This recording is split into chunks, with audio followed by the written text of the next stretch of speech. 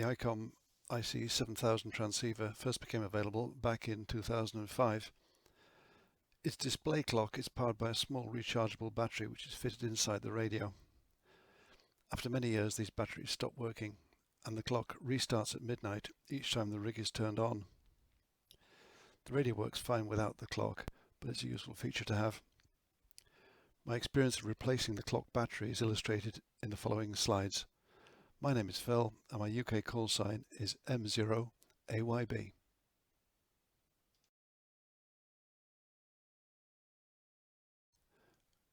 Warning: this repair involves significant dismantling and reassembly work on the transceiver. The installed battery has very small contacts that require careful unsoldering. Soldering in the replacement battery is a precise task. Proceed at your own risk. The battery type is identified on page 6.1 of the service manual, which can be downloaded. It's identified as part BT1301 and its designation is ML920S/F9D. It's also identified by various other permutations, mostly ML920 types.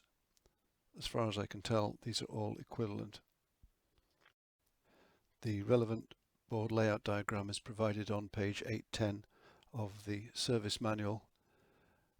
Inside the logic unit, part BT1301 is shown with its positive electrode facing. Here's the starting position. All cables and accessories have been removed from the radio. I removed the control panel to get it out of the way, and I also removed the carrying handle that was fitted on my rig.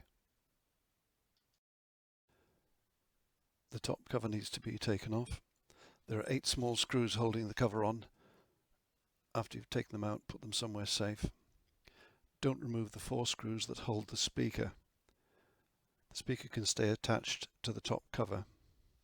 It's not necessary to disconnect the speaker either.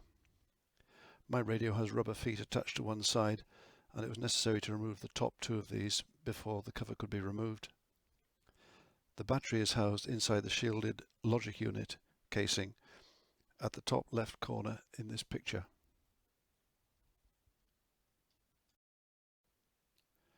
This is a closer view of the logic unit shielded enclosure.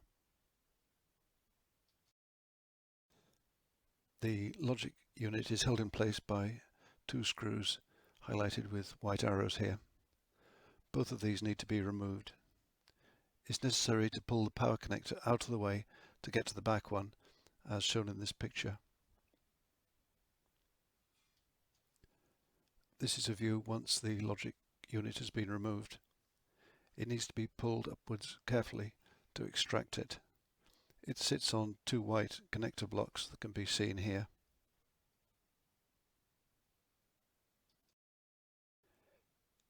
Here's the underside of the shielded logic unit, and you can see the white connectors again.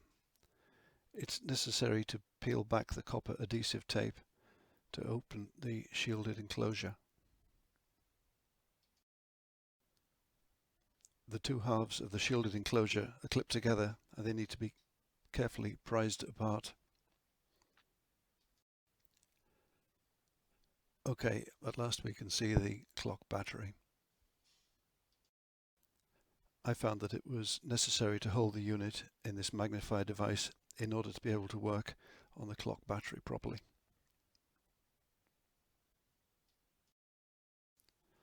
There's the battery as seen through the magnifier. You can also see the peeled back copper shielding tape. The battery is just 9mm in diameter and its contacts are only 0.5 millimeter wide. If you aren't confident about desoldering and soldering at this small scale, or if you don't have suitable equipment, then this is a good point to change your mind and quietly put everything back together again. I managed to release the old battery using a narrow-tipped soldering iron.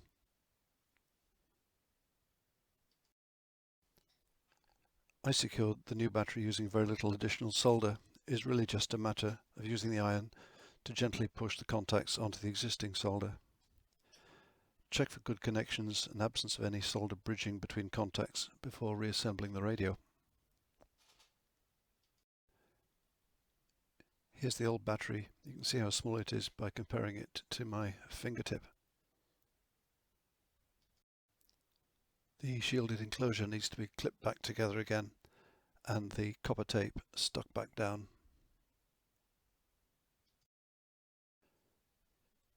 Here's the logic unit refitted back into the radio with the power connector repositioned before replacing the top cover.